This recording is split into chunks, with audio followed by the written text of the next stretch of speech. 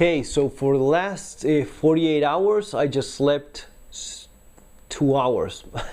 I'm pretty tired, about to fall asleep, but I just want to make this video because I finally finished with my second book, Bugging Out and Relocating. It was hard. I mean, it took a year longer than I expected. At the end, it was just 180 pages, and you would not believe how much work it took me to put together those 180 pages.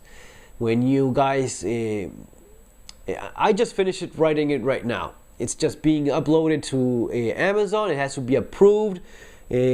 Probably tomorrow it will be available. I'll do another video, add a link. I don't have anything right now, just finished writing it and it's being uploaded.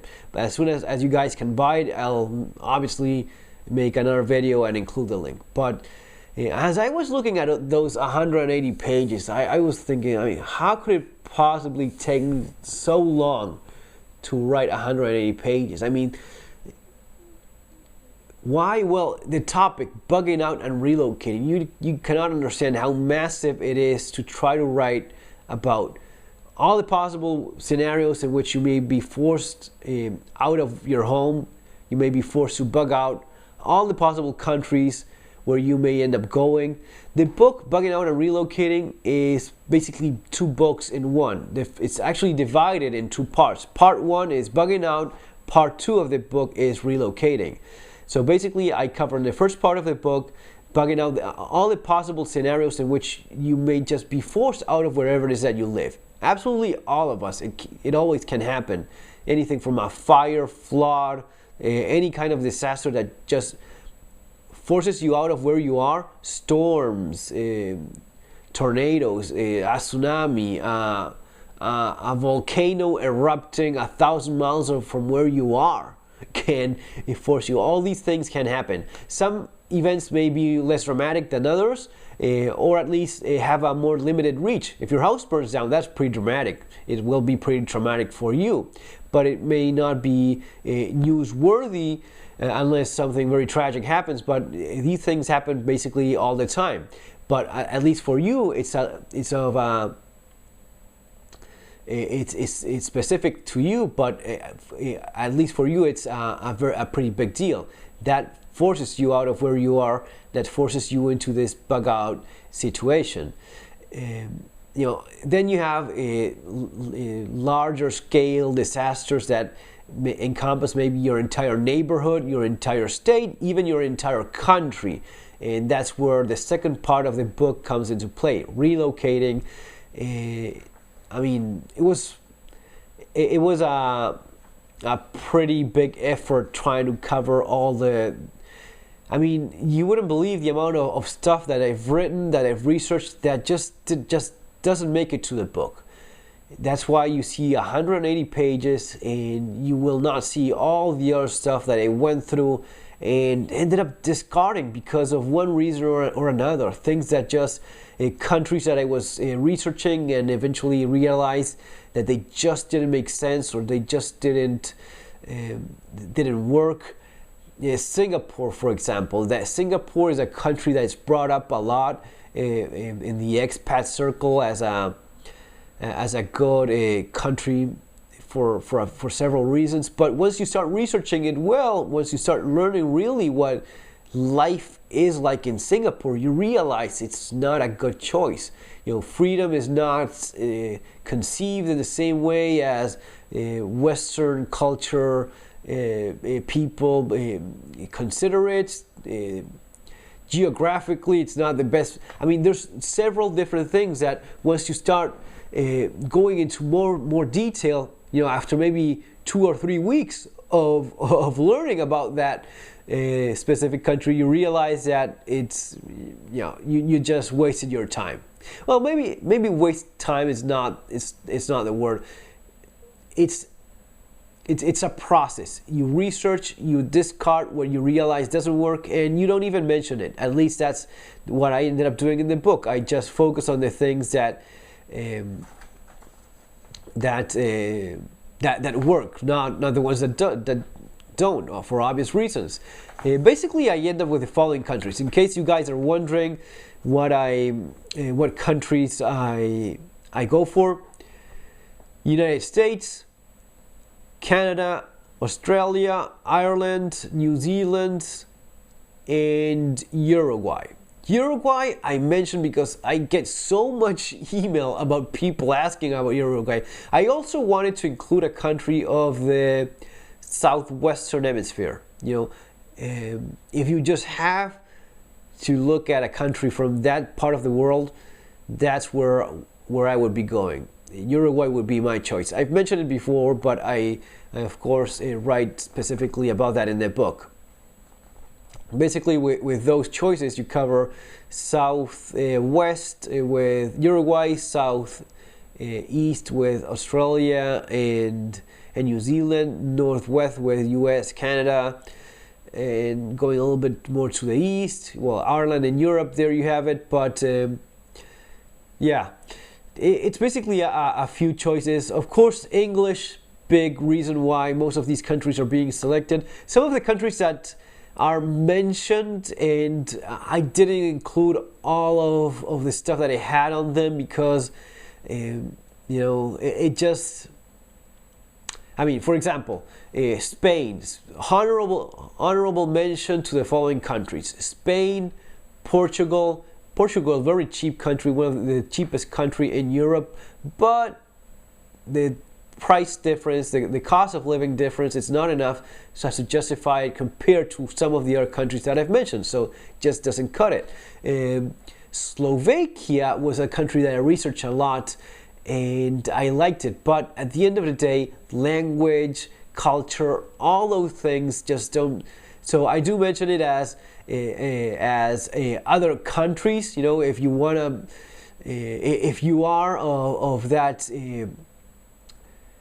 cultural background, maybe yourself, if you're Russian or if you are of Eastern Europe, then maybe it may make more sense to you. It is really not a bad choice. Slovakia is not the worst choice you could go for. The cost of living is very good.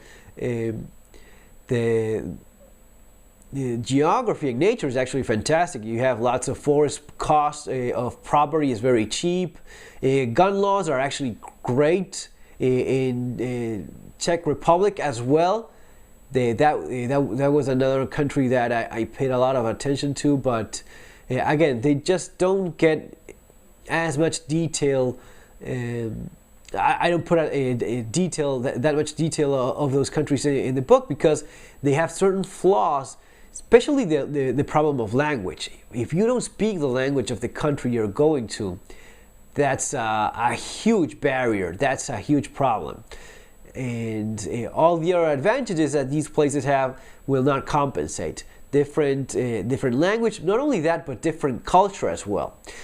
Once you learn, you research these things a little bit better, you realize that, for example, in places like Uruguay, Spanish-speaking Latin country, but very much open to the idea of American expats. That's why you have large expat communities in these places and such. Same thing for Spain. Even Spain, Spanish-speaking country, mostly at least, but Spain would not be the worst place for an American expat or an English-speaking expat. Eastern Europe, on the other hand, would be more of an issue.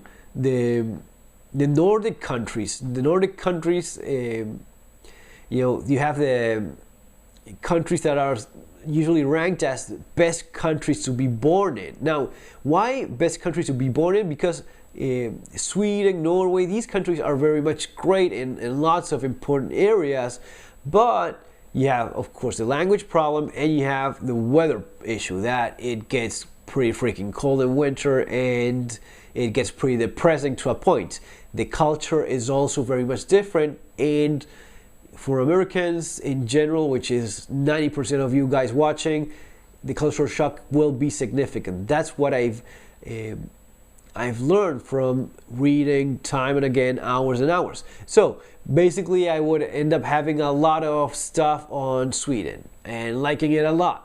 looks great in numbers. But once you start reading more about people living there, and you start reading more about accounts of what people are going through that have relocated over there, it just didn't cut it. You just realize that you have better choices, such as the ones that I mentioned, of course. So yeah, I mean, it was a huge effort. Lots of guys, lots of charts, at least a few of them in this book. Important ones, you know, things like quality of education, different rankings, which countries do best, homicide rates, guns per capita rates. The guns per capita by country is a chart that should end the debate about gun control. If you look at the top 10 most armed countries in the world and the least armed countries in the world, there's no argument whatsoever. The top most armed countries in the world have, by a wide margin, a much better quality of life, much more freedom than the countries that have far less guns. So that was another thing. And all these charts that I include in this book, they're not just there for filler. I just don't go for that. Those charts are there because if there's any other country that you may have in mind because of some of your own personal circumstances, you know, maybe you're Filipino, or you come from an Asian family and Asian countries appeal to you, then you can use these charts to say, okay, these countries I'm keeping in mind, this is how they rank in quality of life, this is how they rank in education, in safety, and in corruption, this is how they rank in freedom. All those things will help you with pretty much any other country that you want to consider, beyond the ones that I specifically cover and recommend. So yeah, you know, a few things quickly going through. Probably I've wasted enough of your time, but quickly going through the table of index, the index here. Part 1, bugging out, definition of bugging out, when should you bug out, selecting a bug out location, putting together a bug out plan, bug out timing, the bug out bag, documents, bags, survival kits and caches, bug out vehicle. I did pay a little bit of attention to the different vehicle selection criteria, recommended vehicles, fuel efficiency, hybrid, electric vehicles, alternative fuels, vehicle modification. I mentioned a few to be considered. Other transportation, bugging out on foot, cardiovascular fitness, pretty important. If you're going to be bugging out on foot, maybe you're forced, you don't have an option. Are you actually able of walking for long distances? Having a bug out abroad contingency plan, in case you actually have to evacuate the country entirely in a real worst case scenario. You know, thinking of Syria right now, people that are forced. It sounds pretty epic, but being forced out of your entire country, war does that. And it's real. It's what happens. It has to be covered. The importance of a second passport. Guys, the importance of a second passport is so underestimated and so undercovered, it's not even funny.